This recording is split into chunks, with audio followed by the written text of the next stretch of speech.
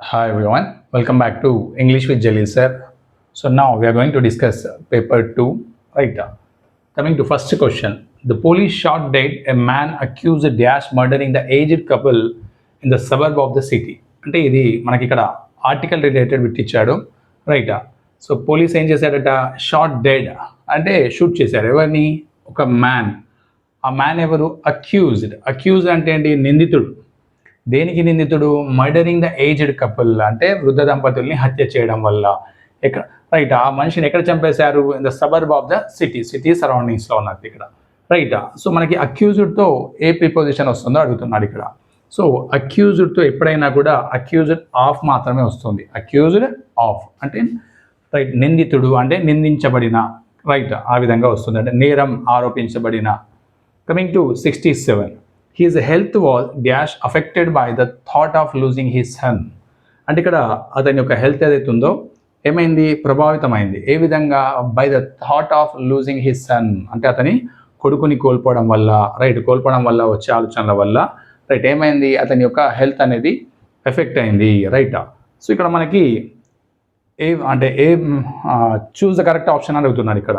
అడ్వర్సివ్, అడ్వర్సింగ్లీ, adversely. So ఇక్కడ మనకి first sentence చూసినట్టయితే హిజ్ హెల్త్ అంటే ఇదంతా సబ్జెక్ట్ కిందకి వస్తుంది. వాజ్ అనేది హెల్పింగ్ వర్బ్, రైట్. ఇక్కడ అఫెక్టెడ్ అనేది main verb.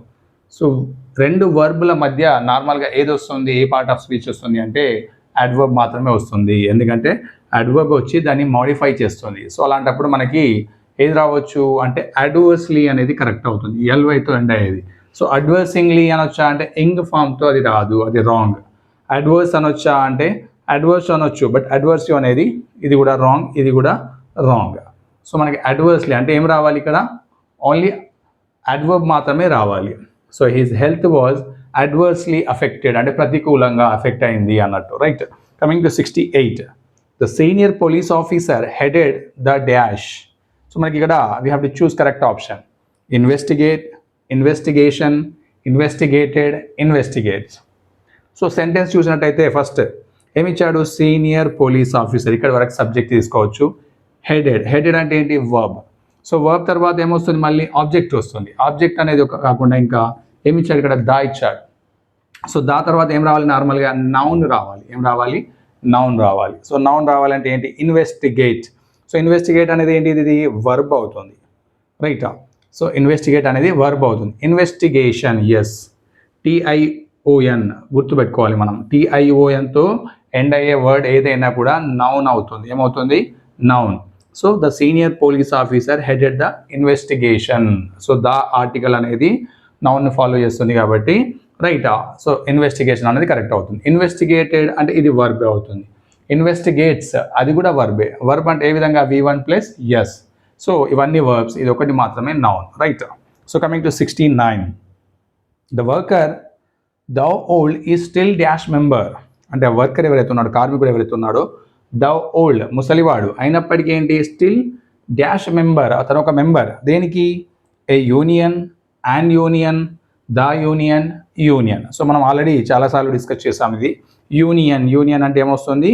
Right, consonant sound వస్తుంది కాబట్టి, రైట్, యూ.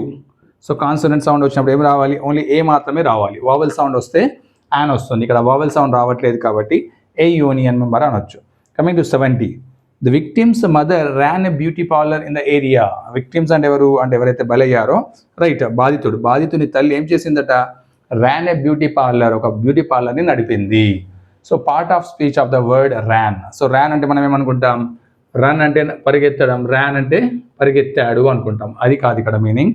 ర్యాన్ అంటే ఇక్కడ నడిపించడం, వ్యాపారాన్ని నడిపించడం. సో ఇదేంటి? ఇది కూడా యాక్షనే. సో ఇది ఏ పార్ట్స్ ఆఫ్ స్పీచ్ అవుతుంది అంటే వర్బ్ అవుతుంది. ఏమవుతుంది? Verb. So coming to 71. Choose the correctly spelled word from the given options.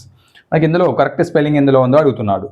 So గ్యారంటీలో ఏమిచ్చాడు? ఇక్కడ స్పెల్లింగ్ అనేది రాంగ్ ఉంది, రైట్. ఇక్కడ గ్యారంటీ, రైట్, ఇది కరెక్టే, బట్ ఏమిచ్చాడు? ఇక్కడ క్యాపిటల్ ఇచ్చాడు, రైట్. సో నార్మల్గా గ్యారంటీ అంటే ఇది స్మాల్తో ఇచ్చాడు. సో స్మాల్తో వచ్చేది మనం నార్మల్గా కరెక్ట్ తీసుకోవాలి. అంటే ఇక్కడ మనకి ఏం సెంటెన్స్ ఇవ్వలేదు, బట్ సెంటెన్స్లో మిడిల్ ఆఫ్ ద వర్డ్ అడిగినప్పుడు ఏమవుతుంది? స్మాల్ లెటర్తో వచ్చింది మనం కన్సిడర్ చేయొచ్చు. ఇక్కడ దీన్ని కూడా కన్సిడర్ చేయొచ్చు, right.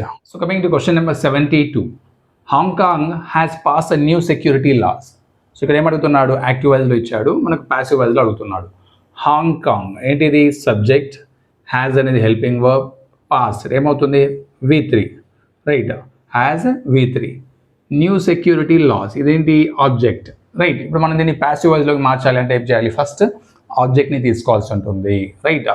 New security laws, okay, అన్నిట్లలో సేమ్ వచ్చింది. ఆ తర్వాత ఏం రావాలి, హ్యాస్కి, రైట్, మనకి స్ట్రక్చర్ అనేది చేంజ్ అవుతుంది. హ్యాజ్ అనేది ఏమవుతుంది, నార్మల్గా మళ్ళీ హాంకాంగ్ వస్తే మాత్రం హ్యాస్ బీన్ వస్తుంది. బట్ ఇక్కడ మనకి న్యూ సెక్యూరిటీ లాస్ అన్నాం. లాస్ అంటే ఏంటి, అది ప్లూరల్ అవుతుంది. సో ప్లూరల్ వచ్చినప్పుడు ఆటోమేటిక్గా అది ఏమవుతుంది, హ్యావ్ బీన్ అవుతుంది. ఏమవుతుంది, ప్లూరల్ వచ్చినప్పుడు మనకి హ్యావ్ బీన్, ఎందుకంటే సెక్యూరిటీ లాస్ అన్నాం కాబట్టి ప్లూరల్ రావాలి, రైట్. సో ఇక్కడ హ్యావ్ బీన్ కరెక్ట్ వచ్చింది, రైట్. ఇక్కడ హ్యాజ్ ఇచ్చాడు, హ్యాడ్ ఇచ్చాడు, ఇది కూడా wrong. Last fourth one has being ఇచ్చాడు, ఇది wrong. So new security laws have been, right. V3 by అనే ప్రిపోజిషన్ యాడ్ చేస్తాము, Hong Kong, yes, excellent. Third one correct. ఇక్కడ సబ్జెక్ట్ అనేది ఆబ్జెక్ట్గా మారింది, ఆబ్జెక్ట్ అనేది సబ్జెక్ట్గా మారింది. హ్యాజ్ అనేది ఏమైంది, ఇక్కడ ప్లూరల్కి సంబంధించిన వర్బ్ని తీసుకున్నాము, ఆ తర్వాత V3 మళ్ళీ బై అనే ప్రిపోజిషన్ని యాడ్ చేయడం జరిగింది. So third one is the correct sentence. Coming to 73, dash was his hobby since his childhood. అది అతని యొక్క అలవాటు, ఎప్పటి నుంచి, అతని చిన్నతనం నుంచి, చైల్డ్హుడ్, బాల్యం నుంచి. Coming to first one, going a long walk, going for a long walk, went for a long walk, gone for a long walk. So ఇక్కడ గోయింగ్ లాంగ్ వాక్ అనొచ్చా అంటే అనరాదు. So going for a long walk ఇది correct, అంటే వాకింగ్కి వెళ్ళడం, right. So walking వెళ్ళడం ఏంటి, అతని యొక్క చిన్న బాల్యం నుంచి అతనికి ఉన్న అలవాటు. సో ఇది కరెక్ట్ అవుతుంది. వెంట్ అంటే ఇది రాంగ్, ఎందుకంటే ఇది హాబీని తెలిపినప్పుడు మనం పాస్ట్తో తెలపకూడదు, ఇది కూడా wrong, V3, right. Second one correct. Going for a long walk was his hobby since his childhood, అంటే అతని యొక్క అలవాటు ఏంటట, లాంగ్ వాక్కి వెళ్ళడం. Coming to 74, the merchant purchase 100 sheeps. So we have to find an error from the part of the sentence అన్నట్టు. ఎక్కడ error ఉంది, the merchant ఈ subject okay, purchase verb okay, 100 okay, right. Sheeps అన్నాడు, ఏమన్నాడు ఇక్కడ, sheeps అన్నప్పుడు మనకేమవుతుంది, ఇది S అనేది రాదు. షీప్ సింగులర్ అయినా ప్లూరల్ అయినా షీప్ మాత్రమే అంటాము. సో ఏది రాంగ్ ఇక్కడ, డి అనేది wrong. Coming to 75, why did the business man attend the court. B, he was issue dash to attend the court. ఇక్కడ ఆ బిజినెస్ మ్యాన్ కోర్ట్కి ఎందుకు అటెండ్ అయ్యాడు అని అడుగుతున్నాడు. హీ వాజ్ ఇష్యూడ్, ఏం ఇష్యూ చేశారు అతనికి, రైట్. సమ్మనింగ్, శామన్స్. సో దీనికి సూటబుల్ వర్డ్ ఏంటి అంటే సమన్స్ అనేది కరెక్ట్ అవుతుంది. సో సమన్ అనేది ఇది కరెక్ట్ కాదు, సమ్మనింగ్ దీన్ని యూజ్ చేయరాదు, రైట్. శామన్స్ ఈ స్పెల్లింగే రాంగ్ ఉంది. సో సమన్స్ అంటే ఏంటి అంటే అఫీషియల్గా రమ్మని నోటీస్ ఇవ్వడం అన్నట్టు, అంటే he has to appear in front of the court, in front of the judge అన్నట్టు, రైట్. దానికోసం నోటీస్ అని ఇవ్వబడింది. He was issued summons to attend the court. So first one correct, అంటే నౌన్ని తీసుకోవాలి మనకి ఇక్కడ. ఆల్రెడీ హెల్పింగ్ వర్బ్ అయిపోయింది కాబట్టి నౌన్ రావాలి, right. Coming to 76, his father never comes to her rescue. Choose the correct question tag. ఇక్కడ ఏమి ఇచ్చాడు మనకి, ఒక సెంటెన్స్ ఇచ్చాడు, దాన్ని క్వశ్చన్ ట్యాగ్ ఫైండ్ అవుట్ చేయమంటున్నాడు. His father never comes, never అంటే ఏంటి, సెంటెన్స్ అనేది ఆటోమేటిక్గా నెగిటివ్ అవుతుంది. నెవర్ వచ్చింది అంటే నెగిటివ్గా మారుతుంది. సో మనకి ఇప్పుడు దీని సెంటెన్స్ ఏం చేయాలి, పాజిటివ్లోకి మార్చాలి. సో పాజిటివ్లోకి మార్చాలి అంటే సెంటెన్స్ యొక్క ఆక్సిలరీ ఉందా అంటే లేదు. V1 ప్లస్ ఎస్ ఇచ్చాడు. సో V1 ప్లస్ ఎస్ ఇచ్చాడు అంటే ఏమవుతుంది, అది సింపుల్ ప్రెజెంట్లో ఉన్నట్టు. సింపుల్ ప్రెజెంట్లో మనకి ఏమొస్తుంది, రైట్, డూ ఆర్ డస్ వస్తుంది. సో ఇక్కడ V1 ప్లస్ ఎస్ అంటే థర్డ్ పర్సన్ కాబట్టి ఏం తీసుకోవాలి మనం, డస్ని తీసుకోవాలి. సో డస్ హీ ఏమొస్తుంది, డస్ హీ. నెవర్ వచ్చింది కాబట్టి సెంటెన్స్ ఆల్రెడీ నెగిటివ్లో ఉన్నట్టు. సో పాజిటివ్లోకి మార్చాలంటే హెల్పింగ్ వర్బ్ ఏంటి, డస్ వస్తుంది. సో హిస్ ఫాదర్ అంటే అది హీ. సో డస్ హీ ఎక్కడ ఉంది మనకి అంటే third one is the correct one. His father never comes to rescue her అంటే ఆమెను కాపాడడానికి వాళ్ళ తండ్రి రాడు, ఎప్పటికీ రాడు కదా, అవును కదా అనే మీనింగ్ వస్తుంది. Does he, right. So coming to question number 77, identify the subscription which is not appropriate for informal letter. Yes, మనకు తెలుసు లెటర్స్ అనేవి 2 టైప్స్ ఉంటాయి, ఫార్మల్, ఇన్ఫార్మల్. సో ఇన్ఫార్మల్ అనేది ఎవరికి రాస్తాం? మన ఫ్రెండ్స్కి కానీ రిలేటివ్స్కి కానీ రాస్తాం. సో అందులో ఇన్ఫార్మల్కి కానిది ఏంటిది అని అడుగుతున్నాడు. యువర్స్ లవ్లీ ఇన్ఫార్మల్ ఇది మన రిలేటివ్స్కి రాస్తాం లేదా ఫ్రెండ్స్కి రాస్తాం. Yours affectionately okay, yours lovingly okay, yours sincerely yes. Yours sincerely అనేది ఇట్స్ నాట్ అప్రోప్రియేట్, ఎందుకంటే ఇది ఫార్మల్ లెటర్కి రాస్తాం. అధికారులకు ఎవరికైనా రాసినప్పుడు మనం కింద యువర్స్ సిన్సియర్లీ అని మెన్షన్ చేస్తాం కాబట్టి అది ఫార్మల్ లెటర్కి సంబంధించింది. బట్ ఇవి మూడు ఏంటి? ఇన్ఫార్మల్ లెటర్కి సంబంధించి అంటే వ్యక్తిగత లేఖలకు. Coming to 78, had he taken care of his parents he dash them. అంటే అతడు కేర్ తీసుకున్నట్టయితే, జాగ్రత్తగా చూసుకున్నట్టయితే ఏమయ్యేదట? He dash them.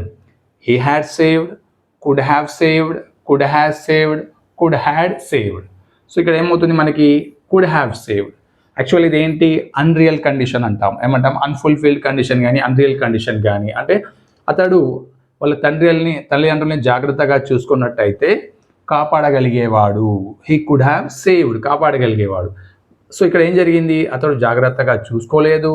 He had not taken care, so he could not saved అన్నట్టు. సో ఇక్కడ ఏమంటున్నాడు? ఒకవేళ అంటే అతను వాళ్ళ పేరెంట్స్ని జాగ్రత్తగా చూసుకున్నట్టయితే అతడు కాపాడగలిగేవాడు. అంటే ఇది అన్రియల్ కండిషన్. అలాంటప్పుడు కుడ్ హ్యావ్ కానీ వుడ్ హ్యావ్ కానీ వస్తుంది, రైట్? సో ఇక్కడ మనకి వుడ్ హ్యావ్ ఇవ్వలేదు కాబట్టి కుడ్ హ్యావ్ అనేది correct answer. Coming to 79, the high court express dismay over diminishing natural habitat as a result of pollution. Yes, ఏమంటున్నాడు ఇక్కడ? Antonym for the word diminishing. Diminishing అనే వర్డ్కి యాంటానిమ్ అంటే అపోజిట్ వర్డ్ అడుగుతున్నాడు. అసలు సెంటెన్స్ ఏమంటుంది? హైకోర్ట్ ఎక్స్ప్రెస్ చేసింది ఏమని? Dismay over diminishing natural habitat అంటే సహజ ఆవాసాలు ఏవైతే ఉంటాయో అవన్నీ ఏమవుతున్నాయంట? పొల్యూషన్ వల్ల అన్నీ రైటా తగ్గిపోతున్నాయి, డిక్రీజ్ అవుతున్నాయి అంటున్నాడు. డిమినిషింగ్ అంటే తగ్గిపోవడం, రైటా? కమింగ్ టు దీని యొక్క అపోజిట్ చూడాలి మనం.